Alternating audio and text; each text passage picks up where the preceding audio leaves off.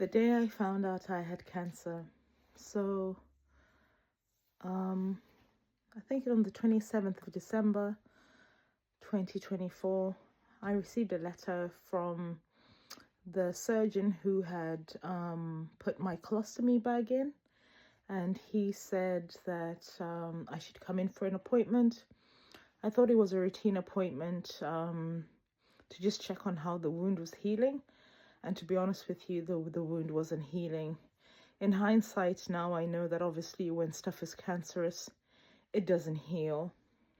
So my husband and I drove to Salisbury Hospital, and we got into the appointment, and he sat us down and told us that during my surgery, he had taken a biopsy of the mass that was on my right bottom. And now the results of the biopsy had come out, and it was cancerous. He said that now I was being discharged from the surgical ward and would now be in the hands of the cancer ward. I remember my husband and I sitting there and thinking, we've just had the 2Cs, child loss, colostomy, and now we were going in for a third C, which was the dreaded cancer. My husband had actually pushed me in a wheelchair to get to the appointment because, again, the wound was still on my right bottom. I still couldn't sit. I still couldn't walk properly. So he had pushed me in that wheelchair.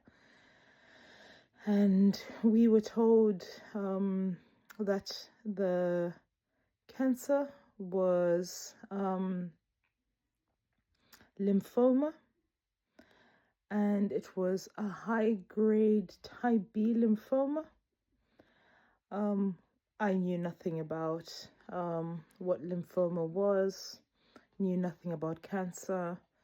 It was just before Christmas, and my family was still just reeling from having to support us during a surgery that we hadn't expected to get. Like I said before, I had gone for a routine GP appointment on a Friday, and by Monday I'd had 3 surgeries.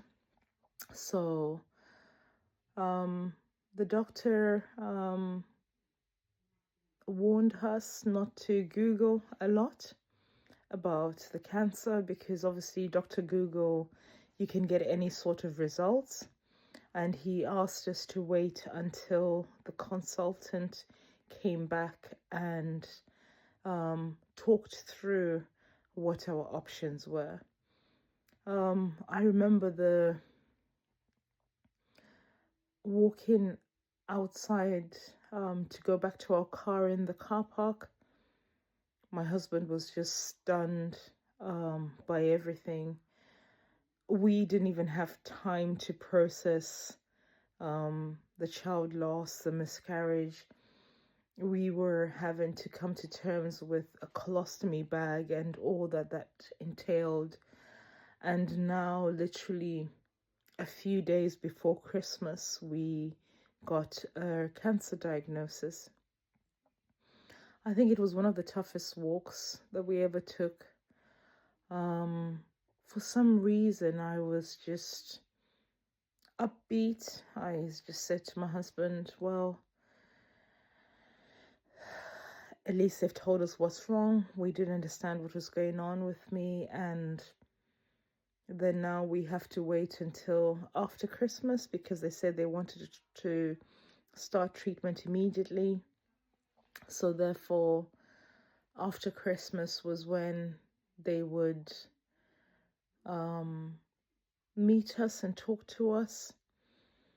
And all of a sudden, we were getting a referral into a cancer ward.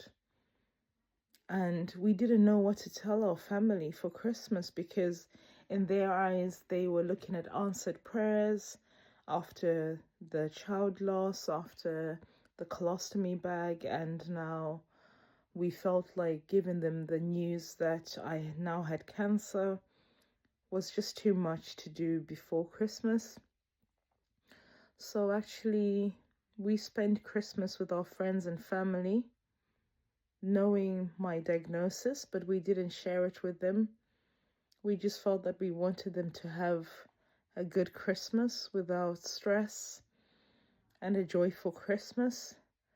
It was probably just before my mom and my brother left to go back home during the festive period that we sat them down and told them of the cancer diagnosis.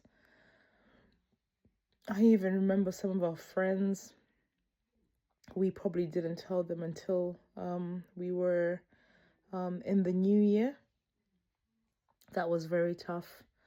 I remember going to a Christmas dinner at my friend's house, and I was the designated driver because obviously I wasn't drinking, I wasn't well, and my husband didn't want to leave the house or go anywhere, but I just gathered all my strength, got dressed, and smiled and looked good, and encouraged him to go out and spend some time with the friends. And I think I'll put a picture of us during that period where we were all smiles with our family because we just didn't want to ruin their Christmas.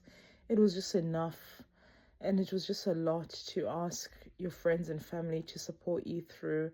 They've been through the miscarriage, they've been through the surgeries, they've been through the colostomy, and now you're asking them to carry the burden of a cancer diagnosis.